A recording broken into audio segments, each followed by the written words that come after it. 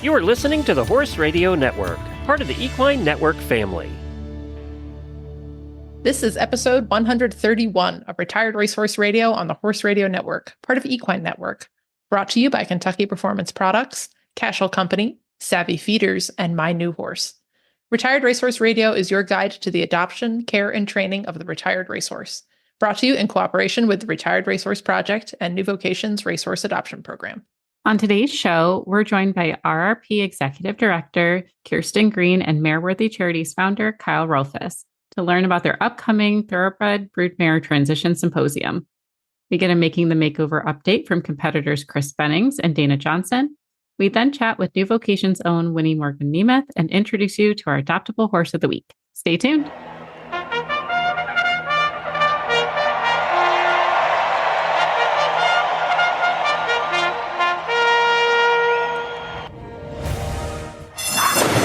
And they're off on Retired Racehorse Radio, the podcast that is your guide to the adoption, care, and training of the retired racehorse. This is Joy Orr in Detroit, Michigan. And this is Kristen Kovach-Bentley in Jamestown, New York, and you're listening to Retired Racehorse Radio. Kristen, I feel like you've been showing a lot, or at least prepping for shows, but I feel like this last one didn't go as to plan. What was happening in the group chat? Yeah, well, like Thursday night, and it was kind of a shame because it was the best I have been roping in a while, like catching all our practice cows. I will say the cows helped. Like I half caught one and she literally she did. She was like, let me just wiggle my head into this loop for you. I was like, that's very nice of you. Thank you, cow. And then as I was like recoiling my rope, I was like, why does this horse feel off?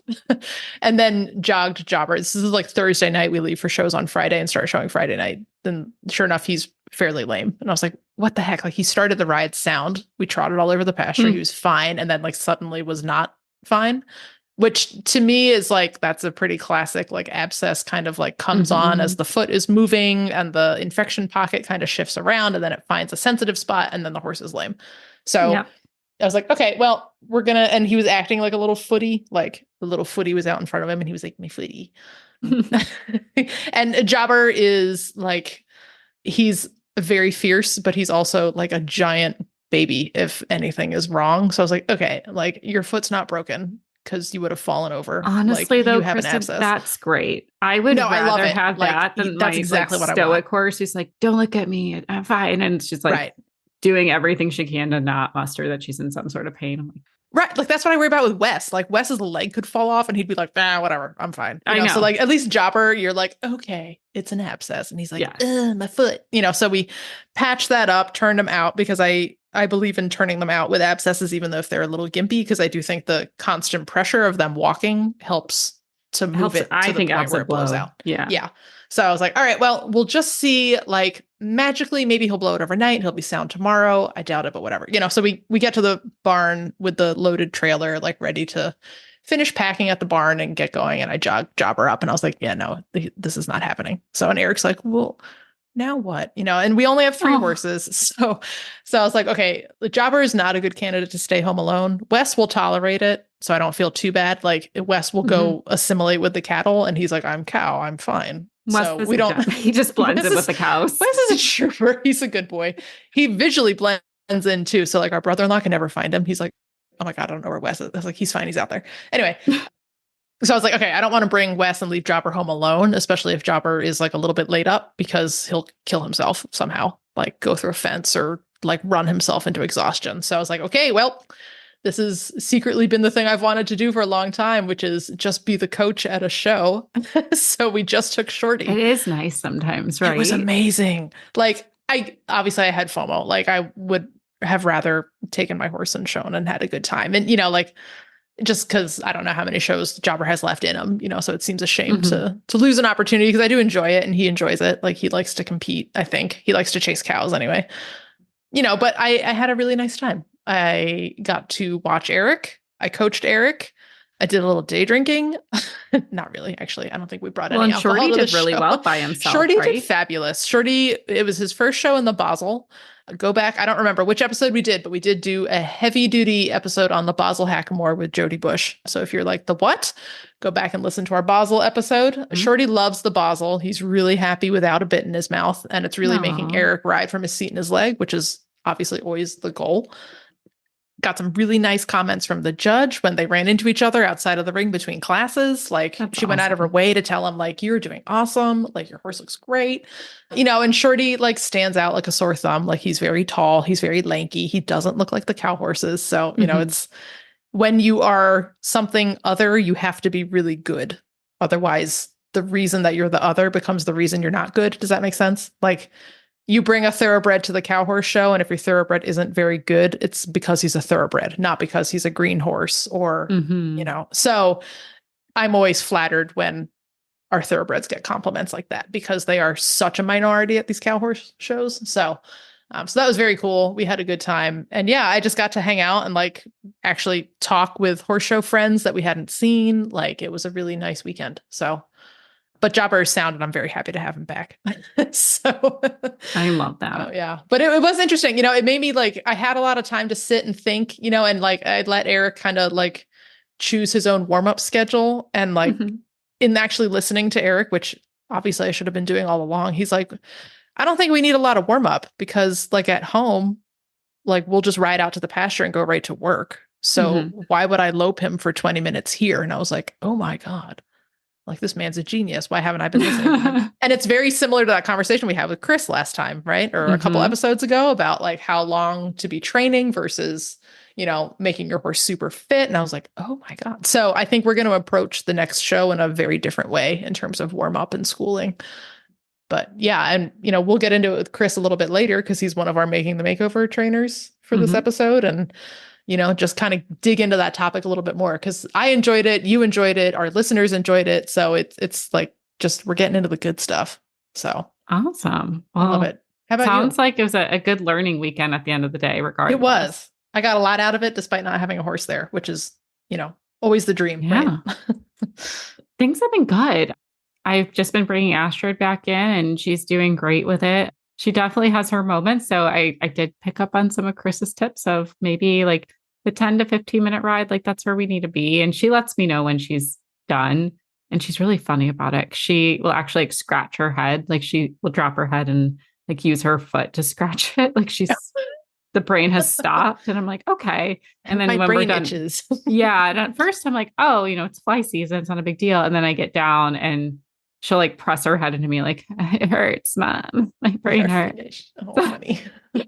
But she's been so happy and chill with this method. And she's really been enjoying the core exercises I talked about last episode.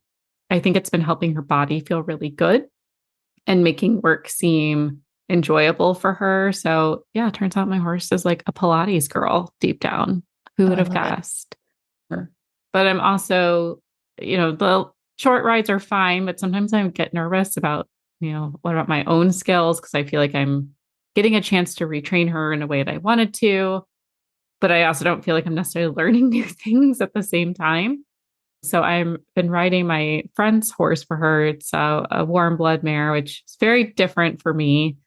I've talked about her before, and my friend's in Africa on a mission trip. So I've been riding her horse for her, and it's just such a different ride. And it makes me, not that she's a bad rider, she's very smooth and she's forward, but it's just different. And I really appreciate Astrid more when I do ride other horses, just the level of sync that we have and understanding. And like, I feel like I don't have to really try to over communicate what I want from her. Like she knows, like she can feel what my body's asking and she just knows. Where like this warm blood, it was hot. I like tried to get there super early. It was during the heat wave we had. And it was like an all kick ride. She's like, I am not trotting. I'm like, it's 7:30 and it's not that hot yet. Like we can do 20 minutes. Like it's fine. Like I'm just trying to like negotiate. I felt like a hostage with her. It's that thoroughbred sensitivity. Like that's, I think, what makes them so great. Yeah. And it can either work for you or against you. and hopefully work. Yes, it can definitely be a pendulum swinging for sure. But I do appreciate I love having a light ride. Like I am very spoiled is what I've learned. I'm also not used to having the reins taken from my hands. And I was like, I was deeply offended by it. And I was like, rude. Oh, right. Other people deal with this. I don't do this. I'm not saying every warm blood does, but I feel like the thoroughbreds tend to be they're soft. Like everything they like tends to be soft. And that's just how I've learned to ride. So to have to do a little more strength has been a learning curve, but it's been fun to do something new. And yeah, just kind of riding and having a chill summer. Not much going on. And I like that right now. It's working for me. I do love a chill summer. Yes. But speaking of chill, I don't feel like it's chill in its own way, but I feel like it's a really good geek out episode. Like, oh my gosh, yes. I'm very excited. We're talking about some important topics in the broodmare space. We get to go on a second deep dive with Chris, and then we're adding Dana to the equation of different training techniques and what they're doing with their horses. And then we get to have our standard prize because I do like talking about them. I'm excited to do more with them too in future episodes. But before we get into all that good stuff, you're going to hear from our premier sponsor, Kentucky Performance Products. Frequently asked questions brought to you by Kentucky Performance Products. I know my older horse will benefit from a joint supplement, but can it help my younger horse too? Yes, it can. The joints of young horses experience daily wear and tear that can lead to joint degeneration over time. A well-balanced joint supplement provides the building blocks necessary to support healthy cartilage and synovial fluid so horses stay sounder longer. Joint Armor is the product of choice for younger horses. It provides high levels of both glucosamine and chondroitin plus 100 milligrams of hyaluronic acid. Joint Armor is herb-free, so there is no worry about it testing in show horses. Betsy sent us the following comments after she started her 5-year-old quarter horse mare on Joint Armor. My vet recommended I try Joint Armor. After 10 days, I couldn't believe the difference. She is now floating across the arena and willingly forward with impulsion and suspension. I am thrilled. She is happier too, ears up and a soft eye. Thank you for such a great product. You can learn more about Joint Armor at kppusa.com. Got questions about your feeding program? We can help.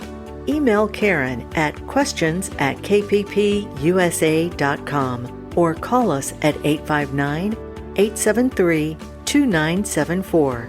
Joy, there's a very cool event taking place right now, if you are listening to this on the day it drops, July 10th, at Spy Coast Farm in Lexington, Kentucky. It is the Thoroughbred Broodmare Transition Symposium, and that is co-produced by two friends of the podcast. We have with us today Kirsten Green of Retired Racehorse Project and Kyle Rothfus of Mareworthy. So you guys teamed up to put on the Thoroughbred Broodmare Transition Symposium. We're super excited to learn more. Kirsten, can you tell us what the symposium is? What can attendees or live stream viewers expect? Yeah, I'm really excited about it. This is kind of harkens back to RRP's roots, which really started back in 2009, doing a day of organized demonstrations and seminars. And that's what we're doing here this week. And this is part of our ASPCA Reimagining Racers Initiative grant for this year. And it follows through from our former Broodmare division, which we piloted the Thoroughbred Makeover last year in 2023. The response that we got to that was so wonderful. And I think at this point, to kind of carry the momentum of that, we want to make sure that the people that are kind of dipping their toe in and thinking about maybe getting involved with bringing a broodmare home have, the support and resources that they need and the information to kind of demystify the process a little bit. But I am not a broodmare person, but I happen to know somebody who is. And so that's kind of how we tapped in Kyle. I love that. Yeah. And so we've had both of you on the show plenty of times before, but yes, we all know Kyle as the mare guy. So Kyle, can you tell us a little bit more about Mareworthy's involvement and, what you're looking forward to about this day? Yeah, I'm super excited that RRP included us because obviously our passion is in our name. Mareworthy is obviously all about mares, specifically broodmares is really what we're looking to protect, those retiring thoroughbred broodmares.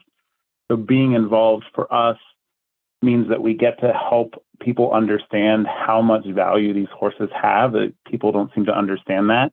Being able to be part of this is just a really big part of our mission. Our mission really hinges on education. We can't find homes if we don't have demand. This is why we're so excited for organizations like RRP, which obviously there's no secret there that I'm a huge supporter of RRP, having competed in the makeover several years. I've always been a big supporter in that goal to increase demand for thoroughbreds and now increasing the demand for broodmares. The more we can help educate the public and horse owners about the value of a broodmare and what to look for and what to be prepared for, the more we can set them up for success in a third career or second if they went straight from they never raced, but they went from broodmare to a new career. But most of them, it's a third career. So the more we can educate, we can help increase the demand, which means we can help place more of these broodmares in homes and less of them in overcrowded sanctuaries. Right. Yeah. Perfect. And then, so like there are differences, right? Like you can't just grab a broodmare the way you might, and I say this like, you're just going to go put one in your grocery cart, but the way that there seem to be retiring racehorses kind of left, right, and center these days, right? Like it's relatively easy to acquire one, but what are some of the considerations that are different for broodmares? Like what makes this a population that is in need of a special service like this? We'll start with Kyle. I think the big difference is that they've been off work for a while. They've had a different job as obviously a mother, but they're not out there in the public eye where you can look up their works on Equibase and you can kind of see what they've been doing for a while. So they tend to be living in a big field and they're kind of overlooked as an individual, whereas the racehorses coming off, there's a lot of attention around them. They're active in the public eye. And additionally, a racehorse coming off the track is already physically fit. They're currently being ridden. They're used to having tack on versus a broodmare who might need a little more time. She's had that experience at some point in her life, but now she's kind of having to figure that out. So you might not be able to jump on and, a retired thoroughbred might need several hours of riding to kind of help because they're fit already versus a broodmare is going to be like, okay, hold on. We went for 5 minutes. I'm good. Give me a break. We'll work on 10 minutes tomorrow. So it's looking at them in a different way and working from the ground a lot more, building that relationship. My favorite thing to say about broodmares is they've raised a baby, they'll take care of you, but you need to give them a little time because they're transitioning and they're physically transitioning and mentally transitioning more than a thoroughbred off the track is physically already in a better starting position.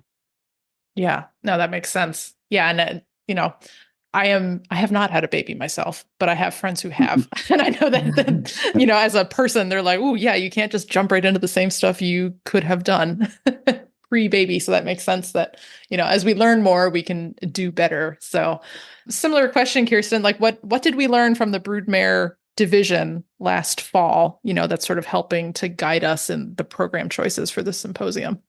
Yeah, I think what we saw is that we had broodmares in every single division except for one, which is, I think, had more to do with that division is polo. It just tends to be on the smaller side because it's relatively specialized.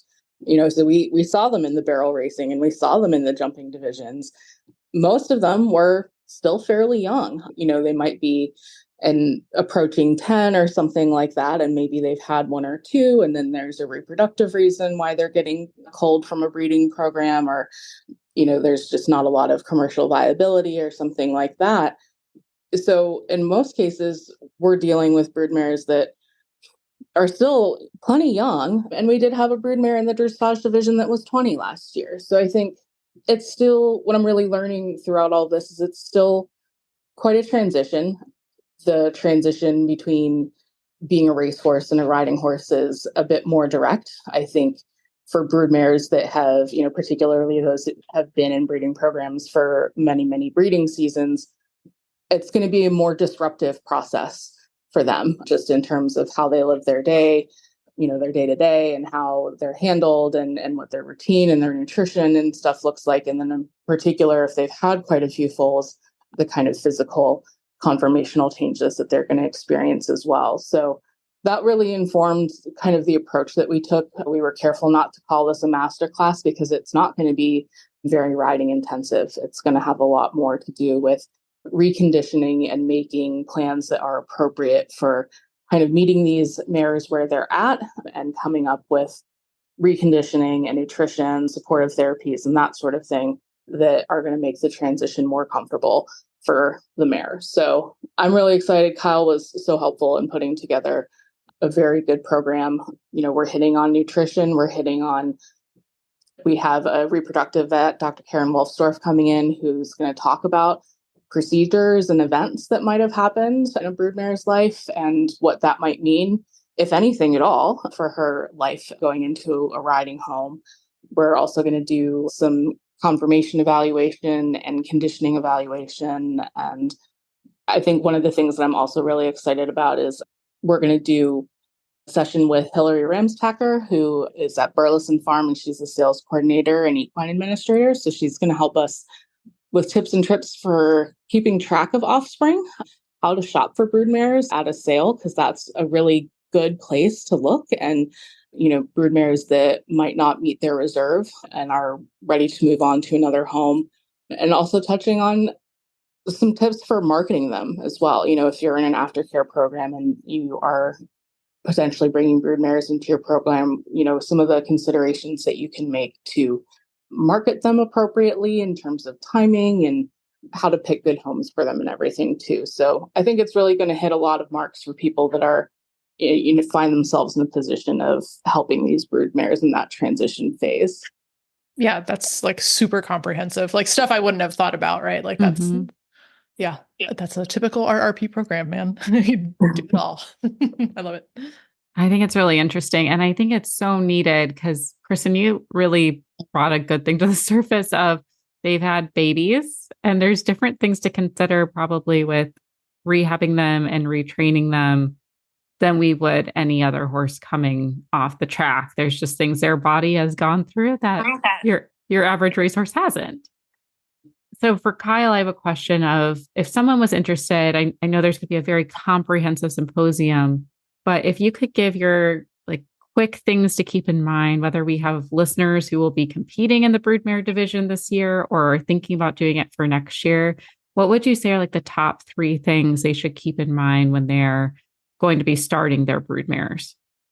Well, it's a great question, Joy. I think the list can vary a little bit, but I definitely say look at feet. Mares, especially mares that have had foals, you want to look, I would x-ray their feet right away. A lot of them through pregnancy, just with hormonal changes and pieces like that, they may have had some laminitic events in their past. They may have just changes in structure from carrying the extra weight. So I think it's good to just make sure that you're working with a good farrier or podiatrist to make sure that you're really understanding if there have been any changes that you can't see, that are under the surface. Mm-hmm.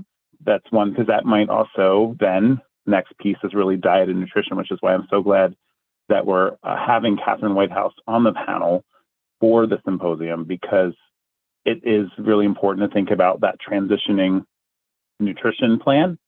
A lot of them may have more of a metabolic response. So you may not need to feed them the high sugar, high calorie feed you might feed a retiring racehorse. So being really mindful of the nutrition, a lot of them are going to maybe even need to lose a little weight. So keeping in mind getting that weight off. So if you have the feed addressed and you have nutrition addressed, great.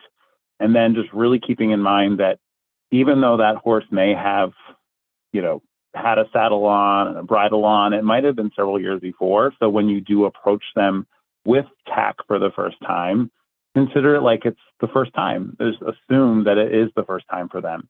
So really starting them more like you would with a new horse, they're going to learn it a lot faster, but it's that mindset of you have to go slow to go fast. I think that's really important with the broodmares, is taking your time. The change in their life might be bigger. So making sure that you're taking those first steps up front to diagnostically say, what can't I see? What's under the surface? I'm a huge fan of a blood panel on every horse that comes into our program. Give me a comprehensive look of some of what might be going under the surface. If I have any concerns, I might run a metabolic panel. But I also am always doing hoof x-rays and making sure we check that, and doing a reproductive exam as well with our veterinarian, just to make sure there's no lingering pieces there, which I'm excited for Dr. Wolfsdorf to be able to talk about that as well. I love that. The laminitis is very interesting. As a woman and thinking about family planning, and we obviously know people who have had babies.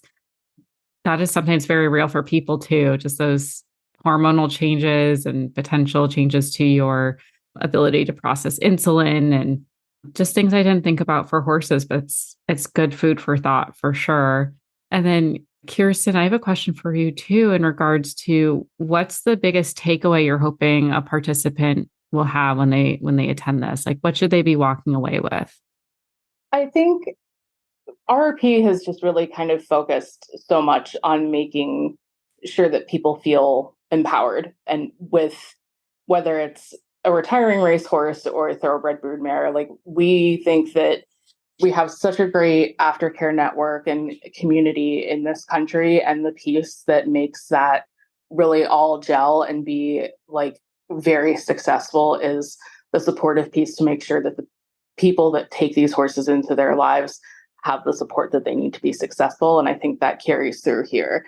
I think there's just a lot of apprehension over unknowns. I think people just assume that, if they've had several babies and, their ribs are kind of sprung and their back is a little swayed, that there's, that their usefulness is gone. And I certainly want to try to help dispel that. But I think just a general like demystification, like I want people to feel like, oh, there's things that I needed to know, but it's not as complicated as I thought it was. Where can people learn a little bit more about, what the program is that you're offering? And then, eventually will that live stream be available for public consumption? Yeah, so if you go to our website, www.therrp.org, we do have it listed in the event section of our website, which links out to an Eventbrite registration. And it's got the full agenda and speaker bios. So if you're picking up on this, in the morning on the 10th, like you still have an opportunity because it will be live streamed. And then, yes, for sure, we will be making it public after the fact. It'll probably be going up on our YouTube channel. Not trying to withhold any, do any gatekeeping here. So want to get the information far and wide. So I expect that it will be online shortly following the event as well. Well, very cool. Thank you both for joining us, and best of luck with the event. And we can't wait to see what you guys come up with next time Mareworthy and RRP team up. Yeah. Thank you. Unstoppable. Well, Kristen, we are so lucky to be sponsored by Savvy Feeders, and you are lucky enough to have one. You've had it a couple months now. What's been going on? How do your horses love it? Yeah. So first of all, thank you, Savvy Feeders, for sending us one to get to try out. It is really cool. It is not something I would like. I never get anything for myself. I'm always like trying to be like, oh, what can I already use? What do I have? And like actually getting something new to try out, I was like, oh, maybe I need to actually like look into getting things, to make my life easier. Because the Savvy Feeder right now, we have 3 horses. So we bring them all down to the barn and then we turn out the one that we're not riding. And then we make sure that one has some food in front of him so that hopefully he won't call and scream and run the fence lines while we ride the other 2. So what's really convenient is that I have a bunch of alfalfa loaded up in the Savvy Feeder, and I just grab it as we're heading out of the barn, and I can drop it right out in the paddock and leave it there for the horse to snack on. And it's super convenient. Like I can pick it up with one hand and I'm still leading the horse with the other hand. And then at the end of the night, I just grab it and bring it back inside so it doesn't get rained on or get wet. And it's just it's easy to use. It's easy to load. The horses have figured it out like right away. They all eat out of it, including Wes, who is very suspicious of new things. Like he figured it out right away and he is happy as a clam. You can just leave him out there and he is just snacking on the Savvy Feeder the whole time. So definitely check them out. If you do a lot of feeding outside or you do feeding even in a stall and just want to make your hay last a little longer, with the thoroughbreds, we always want hay in front of them all the time, but any horse, will perform at its best if he's got food in his gut all the time. And the Savvy Feeder is a great way to make sure that they're eating slowly, but eating steadily. So check them out, Savvy Feeders. Tell them Retired Racehorse Radio sent you. Joy, we are back with another episode of Making the Makeover. And I'm really excited because my favorite thing with Making the Makeover is the different combinations of trainers we get. And we have not yet had this combination of Chris and Dana. So very excited to see where this segment takes us today. Chris and Dana, welcome back to Retired Racehorse Radio. Thanks for having us. Thank you. So Chris, Dana and I are going to talk at you here for a minute because after the last episode that you were on, when you were, to refresh your memory, you were talking about how you structure your training time, and working sometimes at your warm up is your whole ride. And your goal is to, kind of achieve what you need to achieve basically as efficiently as possible and then be done and let the horse be a horse. And as you know, from the number of questions that Joy and I were asking you, trying to wrap our minds around this, that like really kind of threw us for a loop, but we enjoyed it. And then Dana listened and was like, man, I really want to talk to Chris about that. And then she and I were, side chatting about how we were trying to structure our rides a little bit differently and, be more efficient. And it is easy, I think, to get inefficient. Like last night, just as an example, Eric and I were riding and he's like, okay, we're going to check cows, which will take us 10 minutes. And then we're each going to throw 3 loops, try to catch 3 cows, and we're going to be done. And it still took us an hour. And I don't know how it happens, but we just end up on these long rides. And, it's mostly walking, so it's not really taxing on the horses, but it is hard for us. It sounds like you don't rope very good. Well, that's the problem, right? Like it takes us 8 loops. If we were more efficient ropers, actually, we would probably get that done a lot faster. But it's an interesting conversation. Dana and I were talking about this too. Like, how do we introduce the skills we need in a relatively short amount of time? Now, let's put the roping to the side, because clearly if we were better ropers, that would take us far less time. So that's really mostly for us and not for the horses at that point. But Dana, what was your big takeaway from listening to that segment with Chris?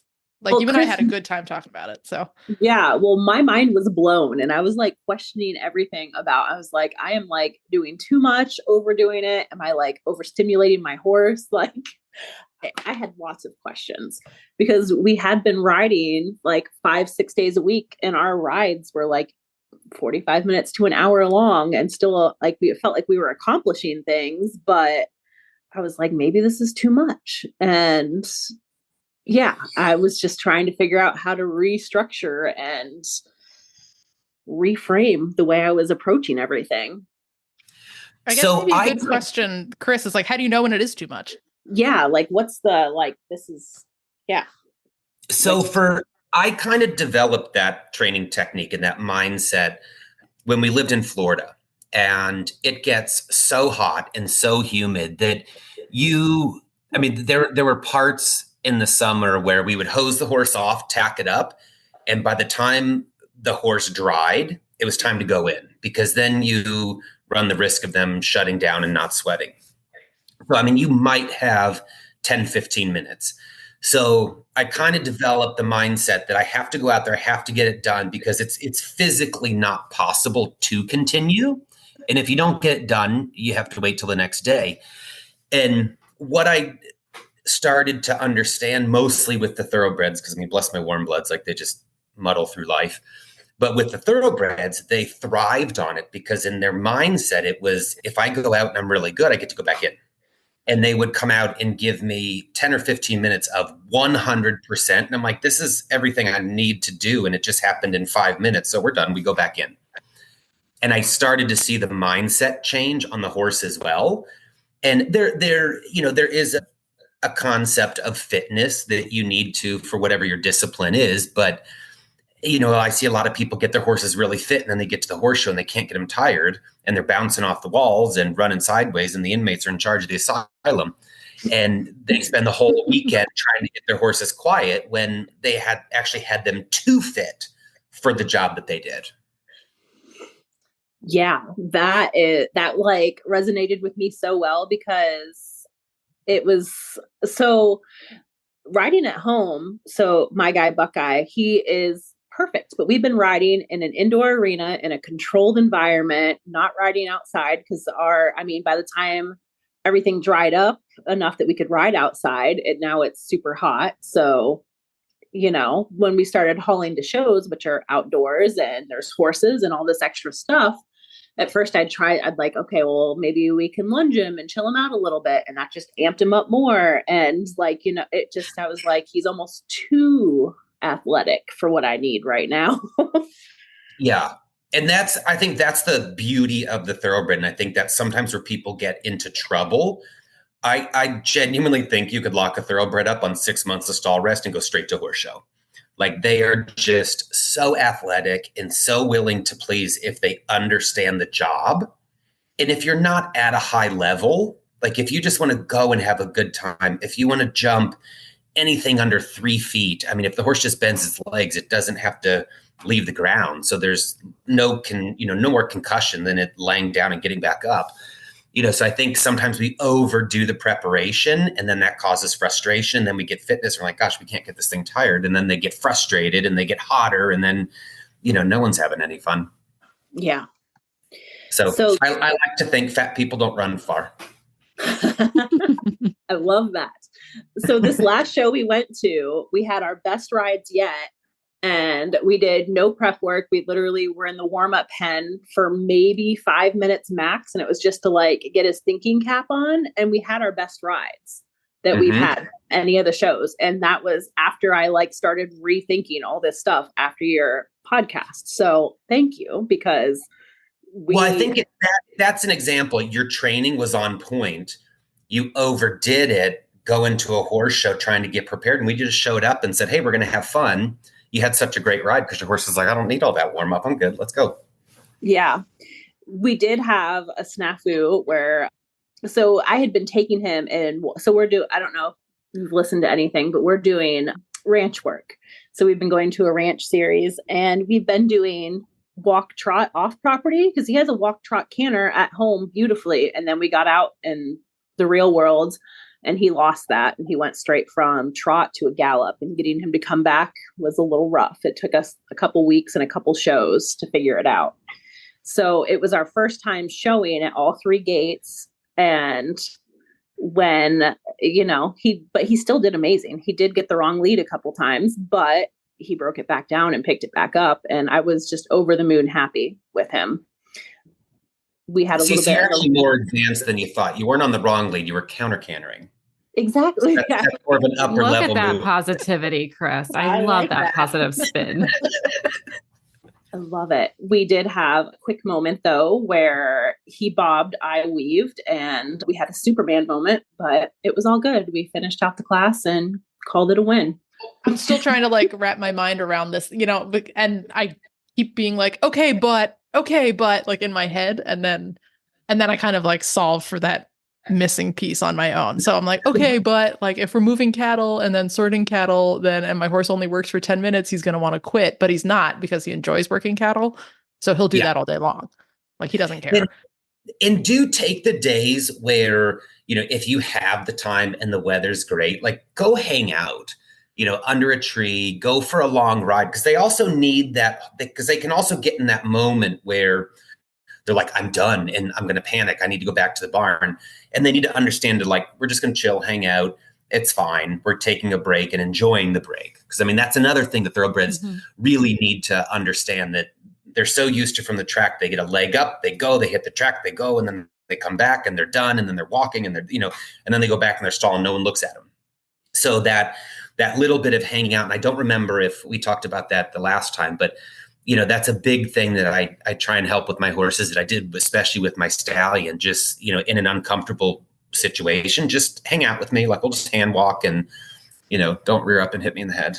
Like, let's just chill. It's like you're suggesting that thoroughbreds are like introverts and they have a social battery and it needs to recharge. So instead of a social battery, it's almost like a learning battery. Like my brain is overstimulated and I don't know where my legs are. I don't know what's going on. I'm losing it. And so let's go recharge somewhere. Well, and that's, if you're having a total panic moment and someone tells you, just relax, you want to gouge their eyes out. Like, it is not comforting. You're like, I would be calm if I could help it. So you have to have, a little exercise and kind of train your horse to like, all right, we're going to go for a walk away from that, or we're going to eat grass, or we're going to have a wither scratch or something to distract them, to bring them back to that moment. Because, trying to settle a thoroughbred when they're not calm is not fun. And I think like there's a key difference too between like flat work or, skill work and like going on a hack, or, in our case, like working cows. Like that's what the horse is. Like literally, if I turn, you always say like, oh, if your horse likes to jump, turn it out with jumps. And if he jumps them, then he actually likes it. Like if you turn Jobber out with cows, he will go like harass cattle on his own. Like that is what he thinks he's on earth to do.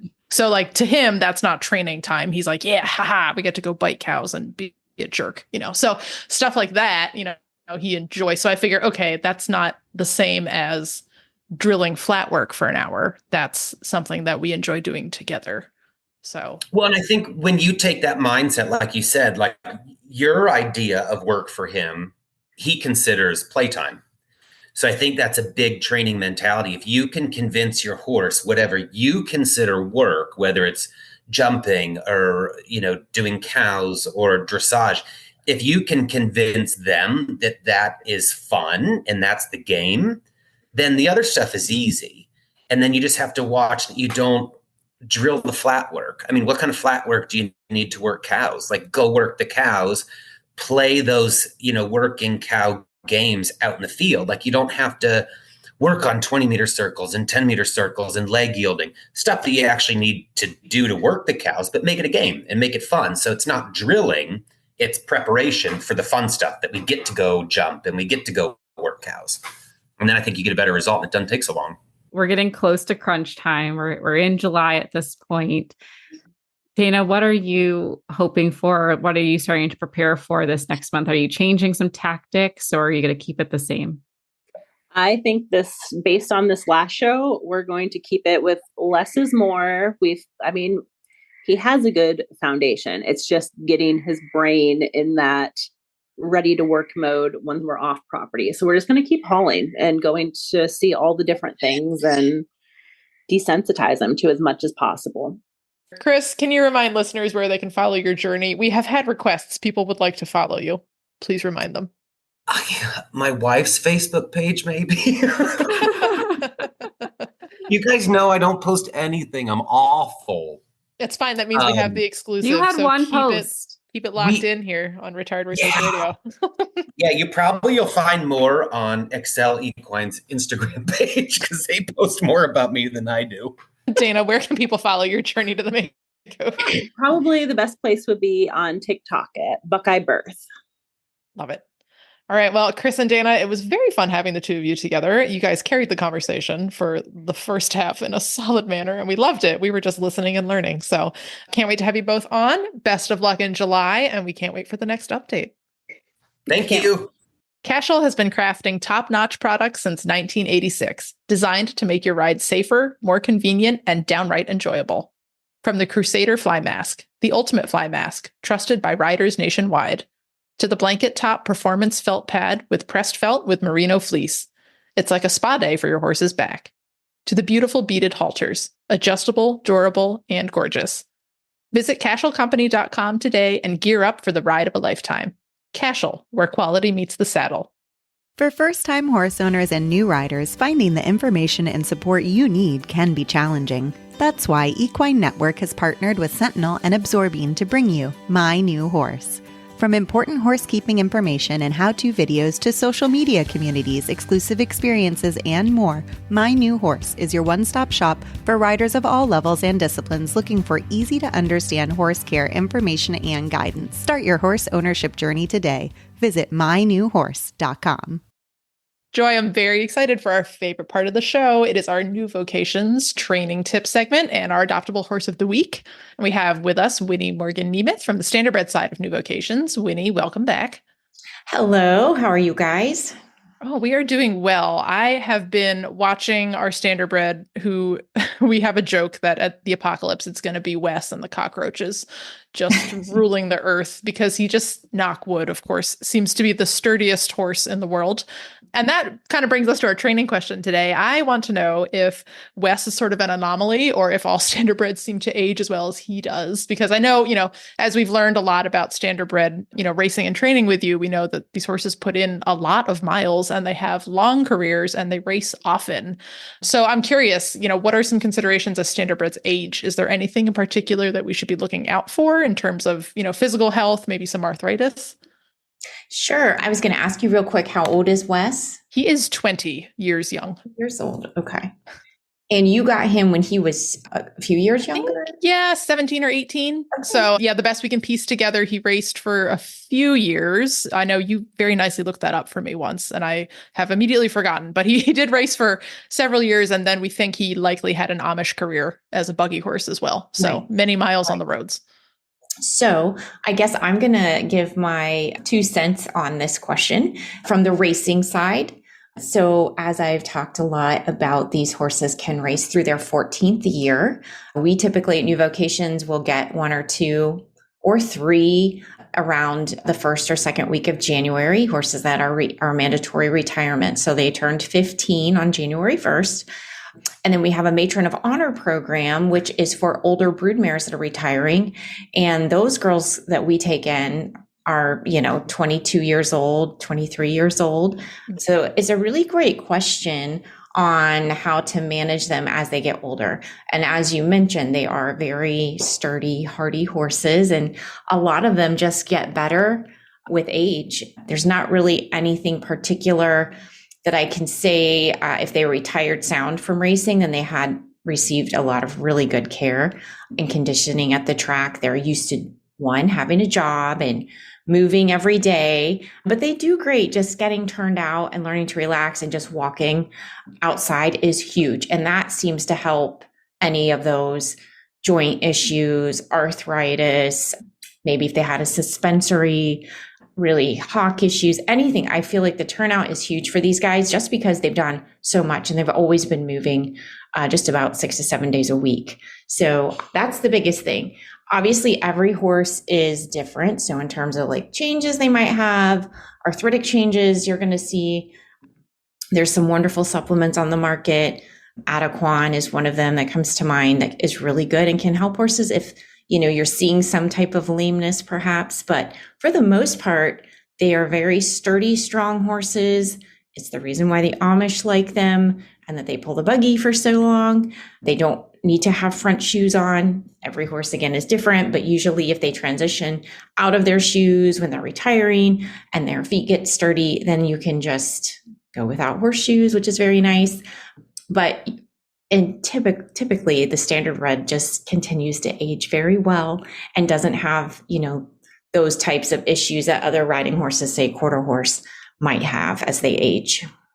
I love it. Yeah. And like, truthfully, if somebody told me this before I had one, I'd be like, yeah, okay, sure. That's what we say about all horses. But like, really, like, this is the hardiest little horse I've ever had, and I joke all the time with my husband, like, oh, if we got standardbreds first, we might never have tried thoroughbreds, because there's just everything about him is so, I don't want to say easy, because he has his challenges because he's a horse, but yeah, like his physical health is just like fairly easy to manage. If it's a horse forward way of managing, he gets 24/7 turnout and he loves that. And yeah, I agree. I think that is probably what's keeping him happy and healthy and good joints. They do seem like unusually sturdy because we have 2 at our barn right now. Both are seniors. Like we have one who I think he's almost like 35 and like, bless his soul. He's not a ridden horse anymore, but he's happy as a clam, like going out and turnout. He's with the other senior horses, and there's some younger non-standard bred horses out with them. They're still seniors too, but you can tell like they have their aches and pains are in shoes. They might need some joint injections to keep them going.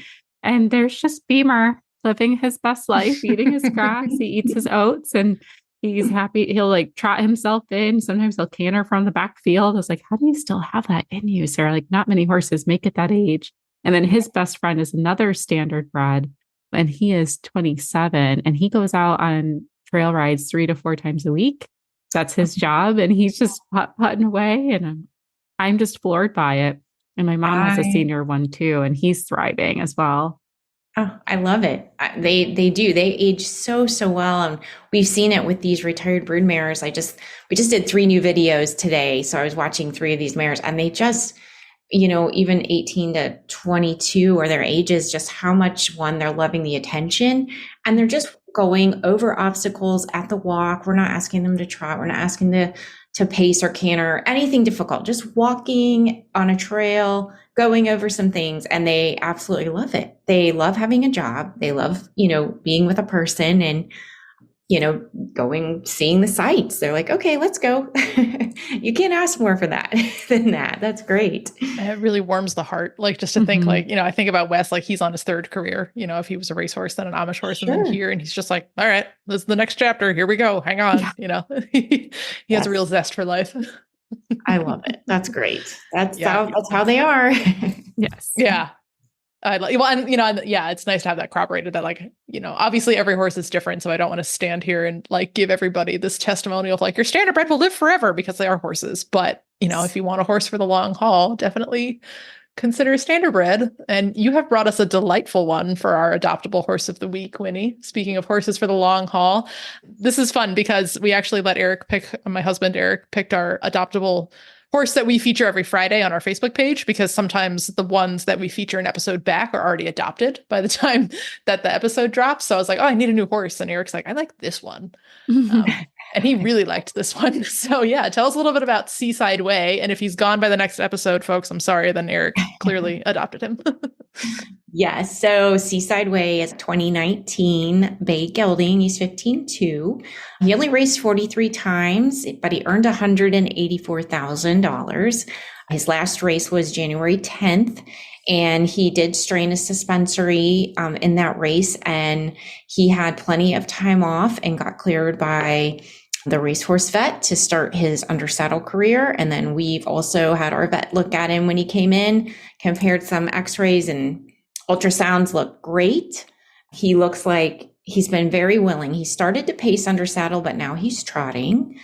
He is pacing bred by a very well-known popular stallion named Down by the Seaside.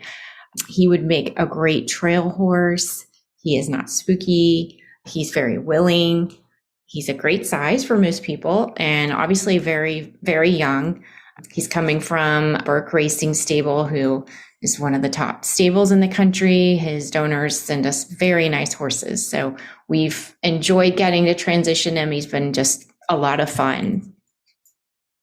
I love him. And looks like he has a great canter, at least at Liberty right now in the field. These pictures are so cute. He's just, he's got his head down. He looks like he's about to just do a little happy head shake, as the standardbreds like to do. Yes.